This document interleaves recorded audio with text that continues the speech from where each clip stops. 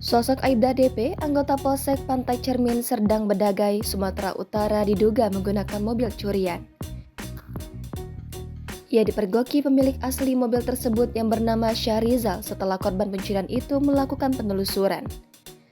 Anggota polisi itu menggunakan Toyota Kijang Innova B2747 FFF yang dilaporkan hilang oleh pemiliknya. Syahrizal, warga Jalan Sukamaju, Kecamatan Percut Seituan, Deli Serdang. Pemilik mobil tersebut mengatakan mobilnya itu hilang saat diparkir depan rumahnya pada Sabtu 1 Oktober lalu. Setelah berusaha mencari, ia kemudian mendapat kabar bahwa mobilnya dijual di pasar gelap. Syahrizal terus melacak keberadaan mobilnya.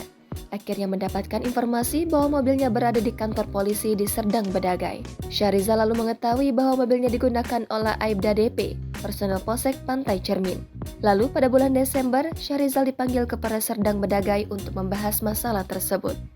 Ia bertemu langsung dengan Wakapolres Serdang Bedagai dan Aibda DP. Saat itu, Aibda DP mengaku mendapatkan mobil itu dari 2 orang pria. Salah satunya bernama Pante. Syahrizal mengaku mengenal pria bernama Pante seperti yang disebutkan Aibda DP tersebut. Syahrizal mengaku kasus kehilangan mobil itu sebetulnya sudah dilaporkan ke Polrestabes Medan pada Jumat 7 Oktober lalu. Kepala Satu Reserse Kriminal Kepolisian Resor Kota Besar, Medan, Kompol Tengku Fatir Mustafa mengaku sedang menyelidiki kasus tersebut. Pihaknya telah memeriksa Aibda DP yang ketahuan menggunakan mobil curian tersebut.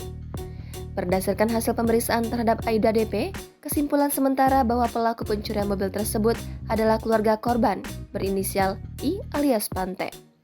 Pihaknya sedang mencari keberadaan terduga pelaku pencurian tersebut. Meski begitu, ia belum bisa mengambil kesimpulan apakah Aibda DP terlibat dalam pencurian itu atau tidak.